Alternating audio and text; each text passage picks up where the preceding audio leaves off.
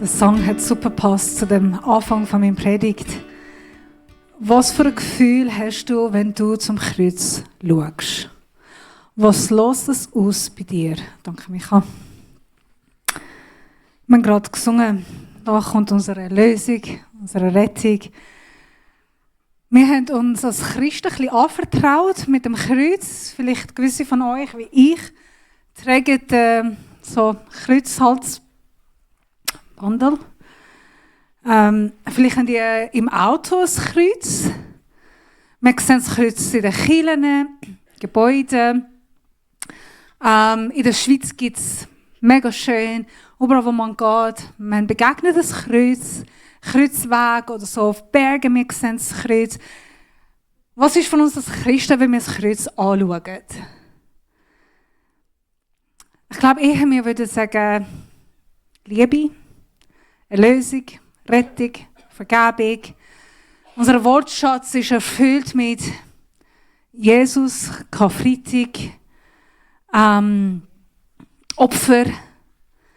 Und wo ich mich frage, wenn du in den ersten Jahrhunderten einen Römer, einen Griecher und einen Jude gefragt hättest, wenn ihr das Kreuz anschaut, was seht ihr? Ihr Wortschatz war nicht Friede, Liebe, Lösung, Rettung, sondern eher Horror, Schande, Fluch, Tod, Leid. Und heute möchten wir ein bisschen miteinander schauen, was hat der Kreuz in den ersten Jahrhunderten bedeutet. Für die Juden, für die Griecher, für die Römer. Wie haben sie das Kreuz verstanden? Nicht nur kulturell, sondern auch in der Theologie, in der Religion, in der Philosophie. Was hat das für sie bedeutet, wenn Paulus und der Jünger von Jesus gekreuzigte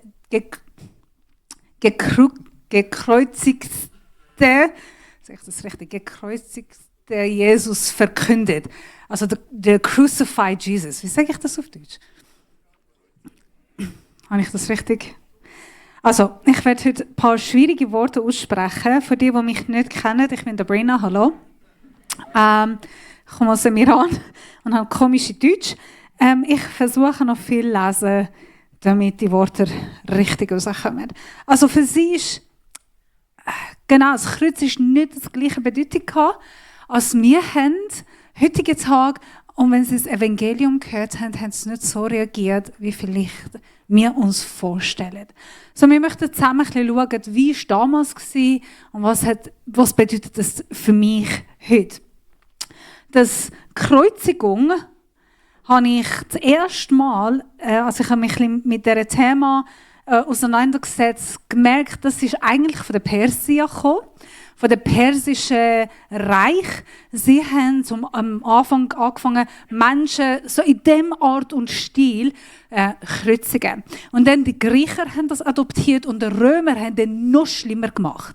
Es war eine der brutalsten Arten. Es war erniedrigend, schändlichste Art, den Menschen umzubringen. Und das haben sie extrem viel gemacht. Die Römer haben das Gesetz umgesetzt, und zwar, kein römischer Bürger wird gekreuzigt. Weil das ist so schlimm und so erniedrigend, dass kein römischer Bürger darf gekreuzigt werden. Und sogar haben sie gesagt, es ist so weit gekommen, dass kein Römer dürfen das Wort Kreuz aussprechen. Weil das ist brutal und das ist nicht in ihrer Elite-Wortschatz. Das darfst du nicht sogar aussprechen. Was haben sie gemacht? Sie haben Menschen am Anfang ausgepeitscht. Und dann die Person, die gekreuzigt wird, und einmal sind eher Männer gewesen, sie mussten die Querbalken bis zum Kreuz auf sich tragen. Dann sind entweder genagelt oder aufgehängt worden auf dem Kreuz. Und das ist halt Stunden bis Tage lang gegangen. Und viele von den Leuten, die gestorben sind gestorben, weil sie nicht mehr atmen konnten. Sie mussten sich immer auftragen. ums tief Atem nehmen und irgendwann bist du so müde, erschöpft oder bist so fest am Bluten, dass du nicht mehr atmen. Und viele sind eigentlich nur mit Suffocation gestorben, mit Atemlosigkeit und nur von der Kreuz selber. Das war so brutal, dass sie sogar... Wir haben keine Kinder da, gell? Gut, er gehört so, hoffentlich, er versteht nicht. Sie haben Leute umgebracht und haben, sie haben Leute kreuzigt und haben die Familie für ihre Augen umgebracht. Es ist grausam, qualvoll, atemloser Tod gewesen. Eine Art, wo für die Römer ist die schlimmste Art, wie ein Sklave oder ein Verbrecher darf sterben. Eben, ein Römer selber hat nicht dürfen gekreuzigt werden. Ausser bei sehr seltenen Cases, dass es mega schlimm war, dass sie so etwas gemacht haben. Aber normalerweise, das war nicht das Thema. Und das hat geheißen, der Person ist nicht nur schuld, sondern sie haben die Person entleert von aller Ehre und Würde. Wenn eine Person gekreuzigt worden ist, das hat geheißen, er hat keine Würde, keine Ehre, keinen Wert. Für die Griechen war es das Gleiche. Sie sind Menschen von Philosophie, Menschen von Weisheit, von Diskutieren, Debattieren, Elite-Menschen, die das Wissen und das Intellektuelle sehr geschätzt haben. Und wenn jemand gekreuzigt wird, für sie wird heißen, der Person ist nicht weise, er hat keine Macht, er hat keine intellektuelle Position, der hat keinen Wert. Und jetzt stell dir vor, für einen Römer und einen Griecher, wenn du würdest ihnen sagen, der Retter der Welt, der Messias, der Herr der Weisheit, der Allwissende, ist auf der Erde gekommen und er ist gekreuzigt worden. Absurd. Lächerlich. Dumm. Blöder kann nicht werden. Kein weiser Mann, kein Elitemann, kein studierter, ausgebildeter Mann, kein respektierter Mann wird nie auf Kreuz sterben. Und wenn dann hat er alle Respekt gerade verloren. Sie haben die Personen auch extra nackt gekreuzigt. Es hat keine Kreuzigung gegeben mit Unterhosen. In unserem heutigen Tag, wir sehen Jesus in Bildern immer mit Unterhosen. Das ist extra gemacht, um die Schande und Scham von Jesus wegzunehmen. In der Wahrheit ist, sie haben nackt auf Kreuz legen und sterben. Einfach um noch mehr Scham und Schande auf die Person zu bringen. Und wenn wir denken, okay, für die Römer und für die Griechen das schlimm war, und absurd, für die Juden ist noch schlimmer. Kulturell, die Kreuzigung ist gleich wie Foltern, schlimmer Tod, eben nur die schlimmsten Sklaven und Verbrecher und Kriminelle sind gekreuzigt worden. Aber theologisch gesehen hat eine andere Ebene für die Juden gehabt. In dem Alten Testament, wir lesen, nächste Folie, 5. Mose, 21, Vers 22 bis 23 werde ich kurz sagen. Wenn ihr jemanden vor ein Verbrechen hineinrichtet und seinen Leichnam an einem Pfahl oder Baum aufhängt, sollt ihr ihn nicht über Nacht dort lassen. Begrabt ihn auf jeden Fall noch am selben Tag, denn wer so aufgehängt wurde, ist von Gott verflucht. Wenn ihr seinen Leichnam nicht am selben Tag begrabt, verunreinigt ihr das Land, das der Herr, euer Gott, euch schenkt. Also, jemand auf einem Baum oder Holz aufhängen, ist verfluchte Person von Gott. Die Person ist verurteilt worden von Gott, steht im Gericht Gottes, geht in der Hölle.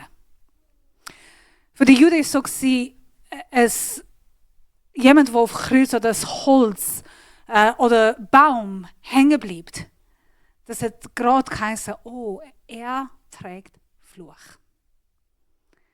Sie haben es sogar extra so gemacht, dass Juden haben jemanden verurteilt, vielleicht auch gesteinigt, umgebracht oder der Person ist so oder so gestorben, um noch extra Fluch über die Person aussprechen, haben sie den Leib noch aufgehängt, extra, um noch die Person zu verfluchen.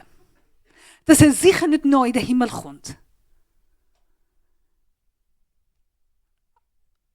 Wie kann Gott sich selber verurteilen? Wie kann Gott sich selber fluchen? Wie kann Gott sich selber im Gericht stellen? Wie kann Messias, Sohn von David, der verheißende König von Israel, der Gott über alles, der Schöpfer vom Himmel und Erde, Prophet, verflucht werden? In so einer Art sterben. Verurteilt,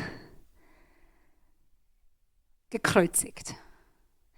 Theologisch, das ist falsch. Das darf nicht sein, das geht nicht, weil das heisst, die Person geht in die Hölle.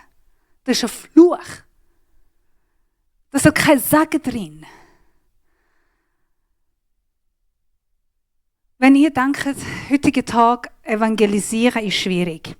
Und es gibt Leute, ich höre das immer wieder und ich bin auch einer von denen, die sagen, ich bin nicht Evangelist, ich kann nicht evangelisieren, ich kann nicht die Bibel erzählen, ich bin nicht so gut in dem. Wenn wir denken, evangelisieren heute in einer säkularen Welt, wo ganz andere Moralsystem hat als wir und Wahrheit hat als was wir haben und Denkweise, und es ist schwierig, heute evangelisieren. Stell dir vor, wie schwierig ist es in den ersten Jahrhunderten.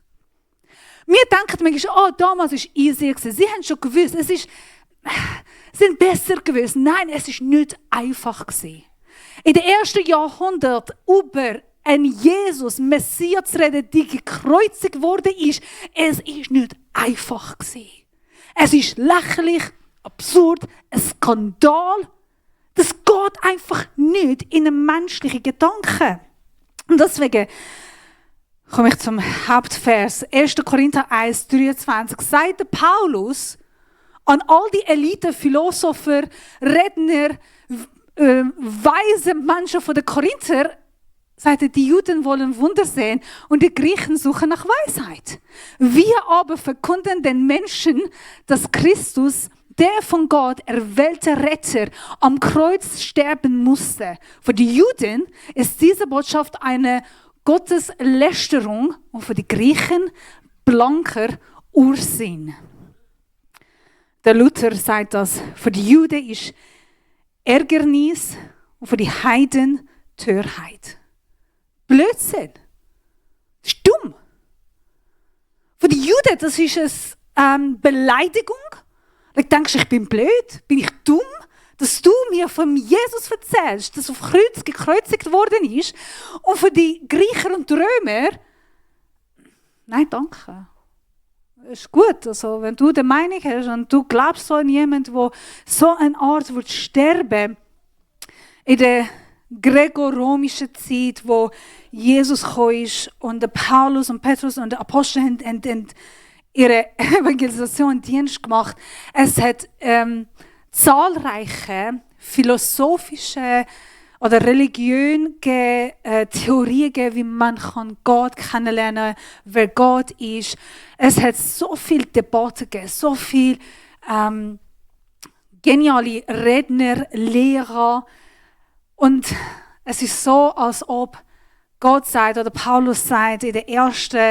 Korinther, bringet all die Weisen mit all ihrer Weisheit, all die Elite, all beste Ausgebildeten, die ihr habt, religiöse Lehrer, die besten Redner, die Debatter, die es gibt.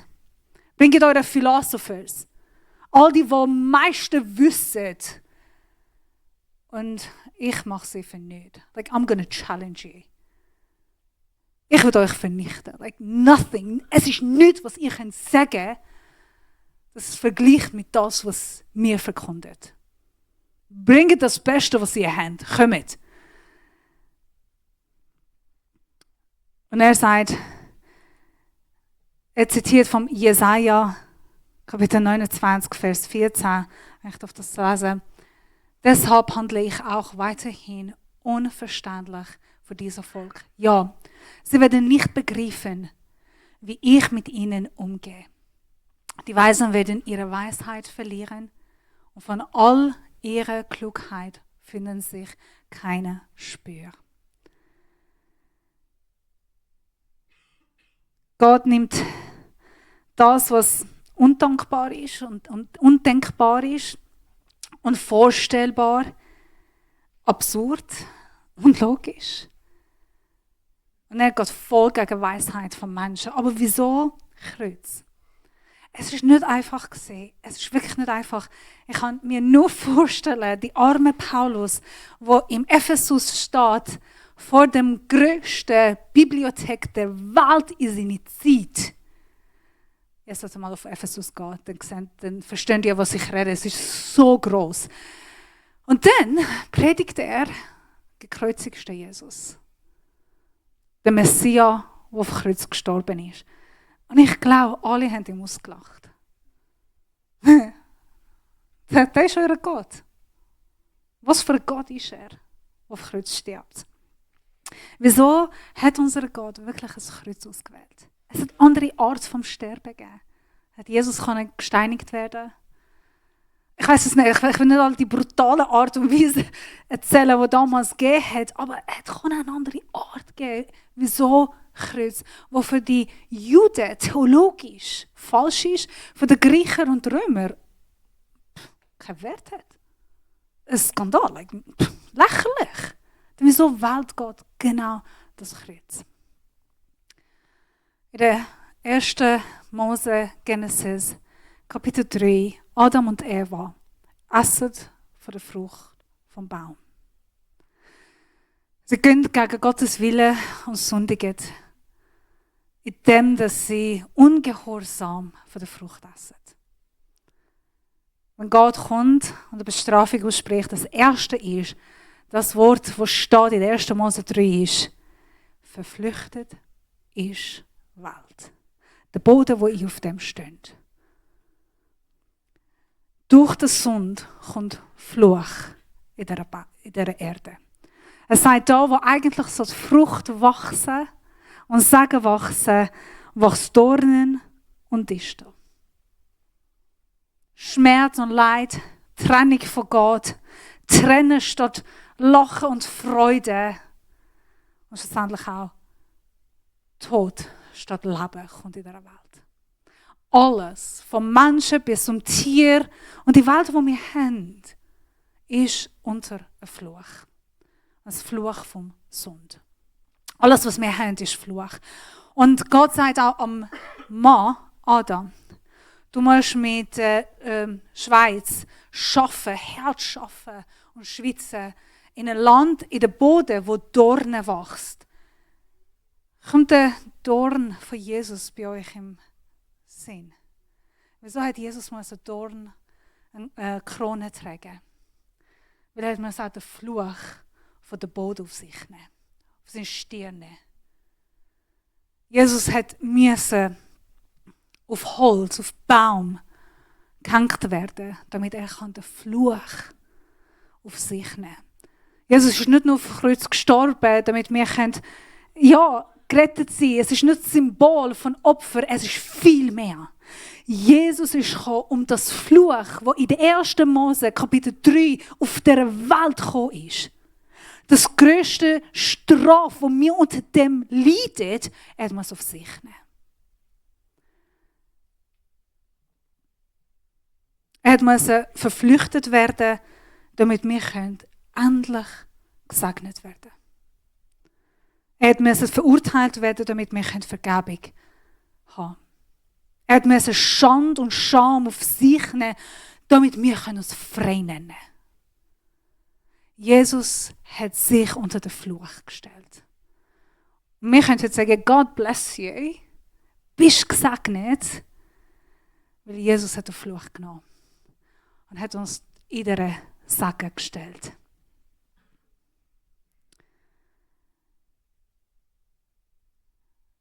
Ich werde diesen Satz lesen, ich finde es schön geschrieben. Es ist schöner, wenn ich lese, als ich ausspreche. Gott hat einen speziellen Weg von der Rettung ausgewählt, der für immer jeden menschlichen Raum zerstört. Jeden menschlichen Ich zerstört. Er hat eine Lösung so gemacht, dass kein Philosopher kann sich dem hindenken lassen. Kein religiöser Leiter oder Person kann sich in dem hinarbeiten. Kein Intellektueller kann durch seine eigenen Wissen beherrschen. Kein Sünder kann sagen, ich kann mich selber retten. Durch meine eigene Leistung. 1. Korinther 1,21 sagt, ich die nächste Folie haben.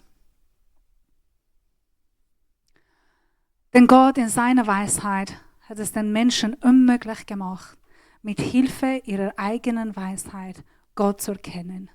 Stattdessen beschloss er, alle zu retten, die eine scheinbar so unsinnigen Botschaft glaubten. Ich habe einen Vers vergessen zu lesen, darf ich nochmal eine zurückgehen? Ich glaube, Dani, hast versucht, die Verse zu springen. Das wird Galater 3,3 sagt, von diesem Fluch des Gesetzes hat uns Christus erlöst. Aber er am Kreuz starb, hat er diesen Fluch auf sich genommen. Als er am Kreuz starb, hat er diesen Fluch auf sich genommen.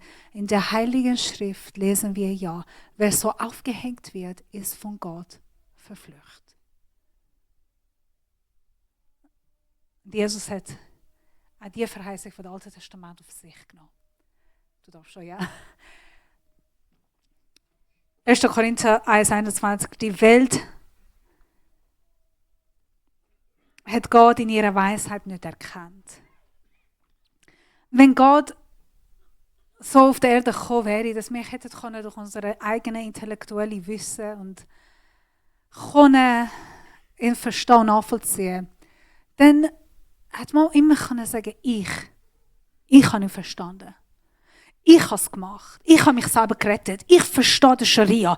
Ich mache es. Und es ist ich. Wenn es ein To-Do wäre, das ist eine Liste, die wir müssen machen, um gerettet zu werden, dann bin ich immer dran. Es liegt auf mich, was ich machen kann. Dann können die Elite und Philosopher und die alles am besten wissen, sagen, ich habe es verstanden. Aber ehrlich gesagt, Gott hat den Kreuz ausgewählt, damit wir sagen können, ich verstehe es nicht. Ich weiß es nicht. Der Ärgernis, der Blödsinn, Beleidigung von Kreuz ist nicht verschwunden. Auch heutigen Tag. Es ist immer noch blöd. Es ist immer noch lächerlich. Aber es ist die Wahrheit. Wo Gott hat müssen wählen. Es ist nur eine Frage, was haben die Römer, Griecher, Juden über Kreuz gedacht. Es ist eher die Frage, was denkst du über Kreuz? Was sagt es dir? Was löst bei dir aus? Das Kreuz demütigt unseren Stolz. Nimmt all die Selbstgerechtigkeit weg. Beleidigt unseren modernen Verstand, unsere moralische Welt, in der wir leben. Indem wir sagen können, ich bestimme meine eigene Wahrheit. Ich weiß, was richtig und falsch ist. Eine ganz ehrliche Frage. Und sagt nicht einfach so ja. Überlegt euch. Schämen wir uns für das Evangelium heute? Gibt es Gespräche, Argumente, Debatten, treffen, reden, wo wir uns schämen. Verkreuz Jesus. Paulus schreibt in Galater 6,14: Ich aber kenne nur einen Grund zum Ruhmen. Das Kreuz unseres Herrn Jesus Christus. Weil er starb, starb auch diese Welt für mich. Und ich bin tot für ihre Ansprüche und Forderungen. Ich finde so schön, dass kein Apostel in den ersten Jahrhunderten hat ein Kreuz weniger schändlicher gemacht für die Juden. Oder hat weniger absurd gemacht für die Griecher. Weniger demütigend für die Römer. Kein Apostel hat ein Kreuz kleiner gemacht. Die Auferstehung von Jesus grosser gesprochen. Kein Apostel, kein Evangelist hat einfach das Leben von Jesus gross gemacht und den Tod von ihm so klein, dass niemand merkt. Nein. Sie haben nicht klein geredet. Sie haben uns schwächer gemacht.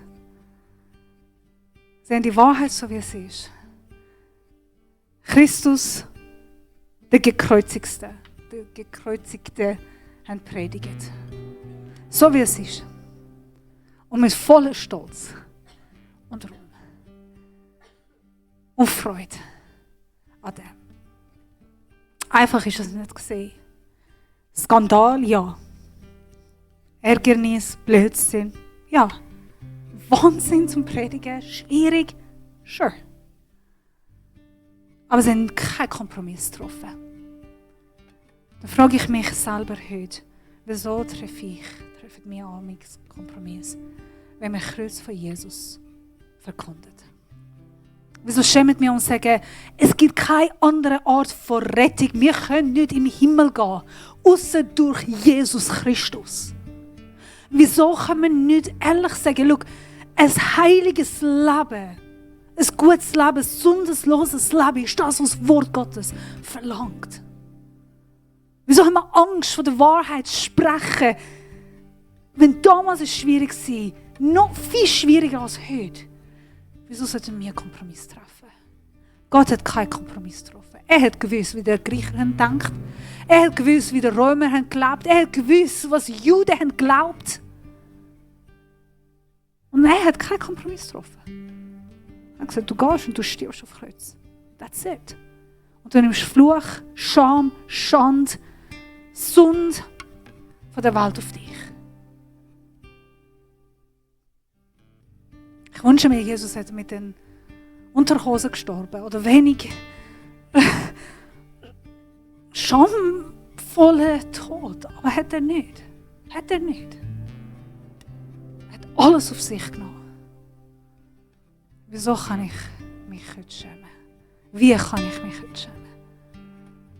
Von dem Evangelium, die alle Weisheit von der Welt ernichtet.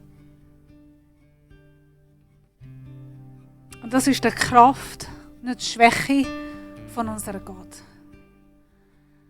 Wir können Jesus nicht Messiah hernennen, außer durch den Heiligen Geist. Das ist so. Kreuz macht nicht Sinn, wenn wir den Heiligen Geist und die Offenbarung vom Himmel nicht haben. Das nächste Mal, wenn wir mit Leuten reden, muss man auch bewusst bitten, Heiliger Geist, komm und red.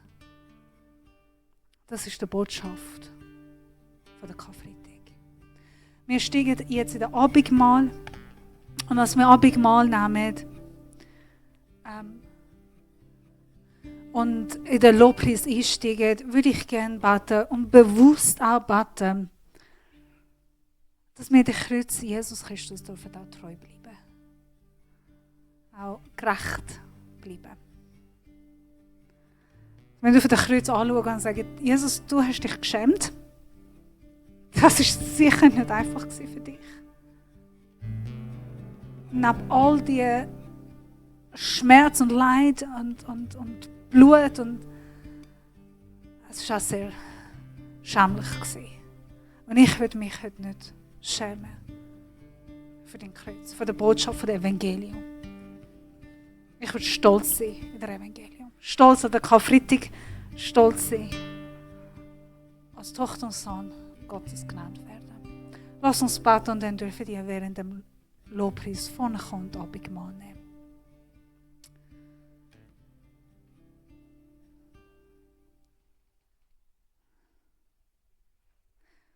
Du bist der Allwissend. Merci, dass du diesen Weg ausgewählt hast. Für Kreuz zu sterben.